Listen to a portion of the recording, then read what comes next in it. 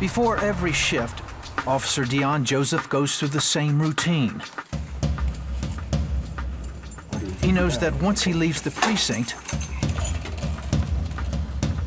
anything could happen. Today, he was barely out of the door when he found someone who needed help. You all right? You need an ambulance? My feet swell up. Can I have the ambulance come look at you? Because look at you. You're sweating. You're dehydrated. Yes, sir. And let me get you some water. You want some water? 1 Sam Lincoln 35. Code 6 Central Station requesting an RA unit for a male complaining of severe pain to his foot, keeping him from walking.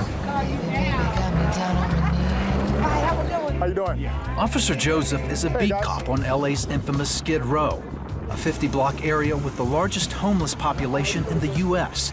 In his 17 years here, he's seen it all. There are 4 kinds of people in Skid Row. There are good people who are just trying to survive and trying to get their lives together. That's real.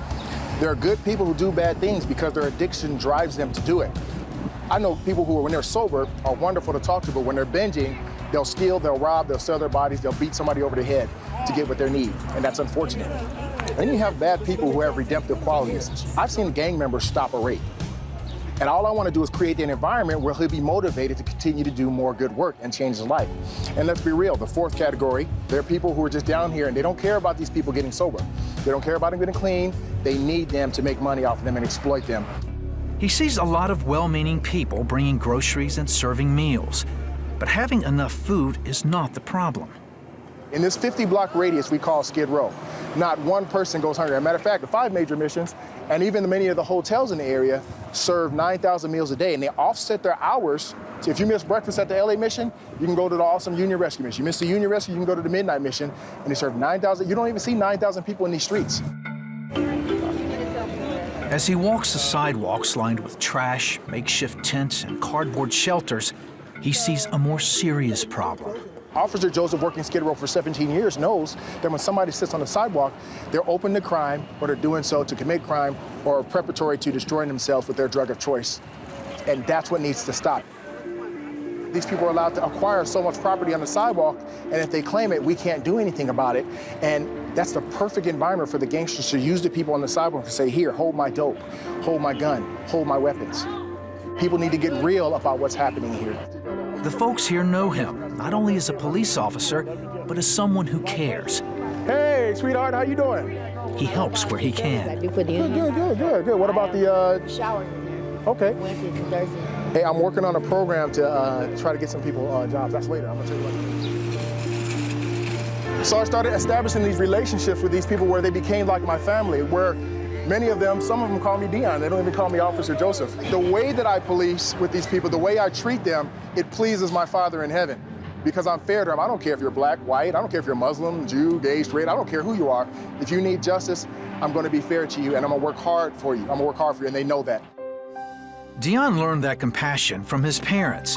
They took in 41 foster kids over the years, taught him to treat everyone with love and respect. And I watched my mother and father in a non-patronizing way show love to these people from a place they didn't expect it, because what was happening in their homes? They were being abused, they were being beaten, they were being sexually assaulted, they were homeless. So they weren't used to that unconditional love that my parents gave them. They turned their lives around while they were with them. It's ironic that as a rookie coming out of the police academy, he would have taken any assignment, except this one. I went home, got on my knees and said, Lord, please don't send me to that godforsaken place. That was one of the few times he didn't answer my prayers, and he had his reason, obviously.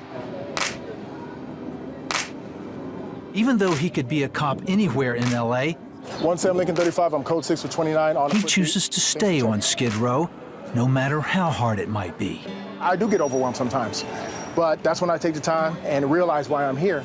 You know, because for every 5 people that I see dying out here on the sidewalk, using drugs, destroying themselves, there's always going to be that one that comes back to me and says, thank you for being here. Thank you for doing what you do.